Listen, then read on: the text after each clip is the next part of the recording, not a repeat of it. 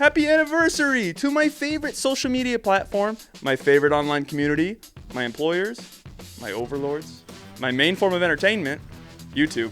All jokes aside, I have been consuming YouTube since its conception, and today, to celebrate, we're gonna do a little time traveling. Now, we're gonna hop in the DeLorean and we're gonna go 88 miles per hour down the road, but our road is filled with Baby Shark, Despacito, and whatever this is. ¡Ja! ¡Bienvenidos a la cripta! Dame tu cosita, dame tu cosita, ay. So, like any good story, let's start from the beginning. Exactly 20 years ago to the day, you're an 8-year-old boy sitting on the couch, still recovering from that horrible ALCS loss last October. And on the TV, you have the DVD of Dodgeball playing for the 2000th time in 11 months. And for some reason, you feel bored. So you get up and you wander over to your family's PC to boot up some mini-clip games on dial-up internet. And wait, what's that on the front page of AOL? Is that? No, it's not YouTube. YouTube actually wasn't a big deal when it first started. According to Wikipedia, for the first few months, YouTube was only seeing about 3,000 daily visitors. But by the end of the year, they were serving up 2 million daily video views. I still remember the first YouTube video I saw, and it was at a friend's house in 2006. And it was Shoes by Liam Kyle Sullivan. And Oh my god, shoes. I was hooked. This video is currently sitting at 70 million views. But this was not the first video that was ever uploaded to YouTube. That honor actually belongs to one of the co-founders of YouTube, and sorry if I'm mispronouncing this, Jod Kareem, and his video is Me at the Zoo. And this was the first video ever uploaded to YouTube exactly on April 23rd, 2005. And if you haven't seen it, it speaks for itself. Alright, so here we are in front of the elephants. Cool thing about these guys is that they have really long fronts, and that's cool. And that's pretty much all there is to say.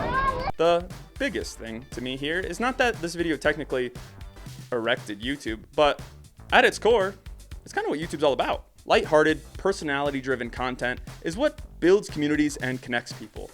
And right now, this video is sitting at 355 million views.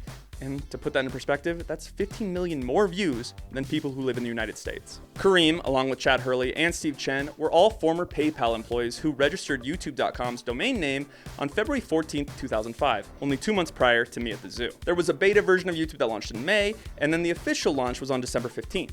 It would be only 10 months from then that YouTube was acquired by Google. Since then, there have been over 5 billion videos uploaded to YouTube, and it's ever growing. Every single minute, 360 hours of content is published.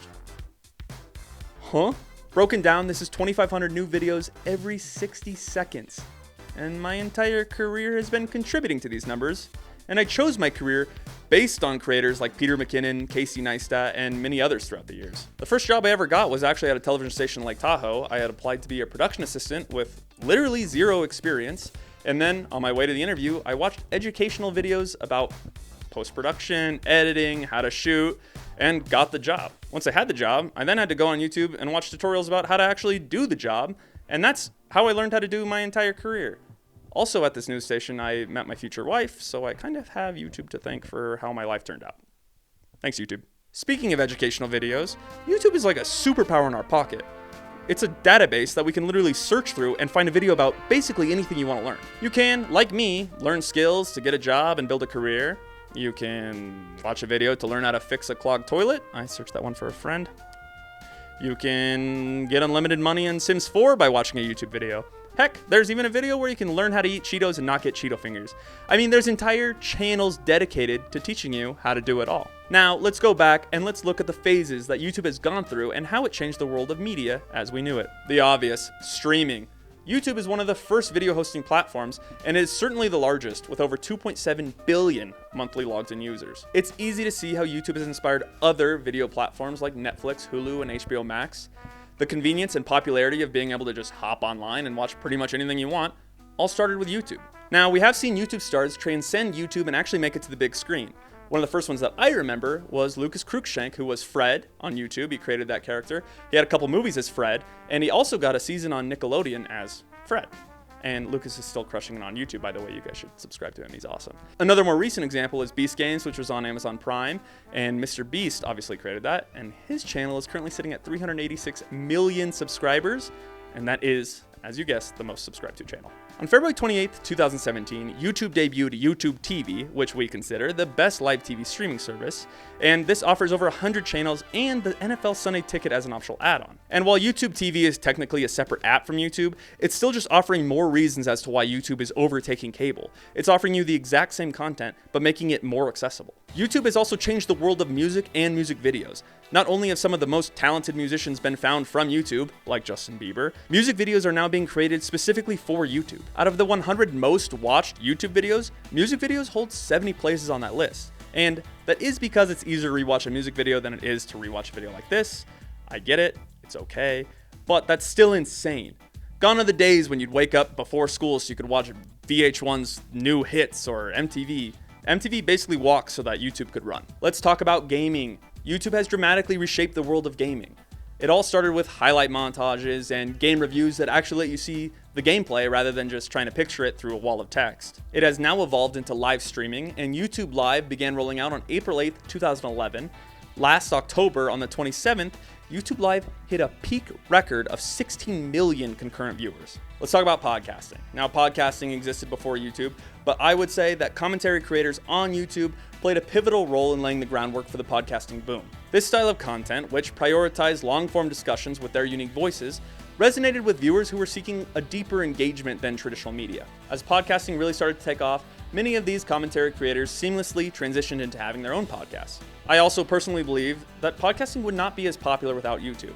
Whenever I'm going to listen to a podcast, I look for it on YouTube first to have the video version rather than just audio.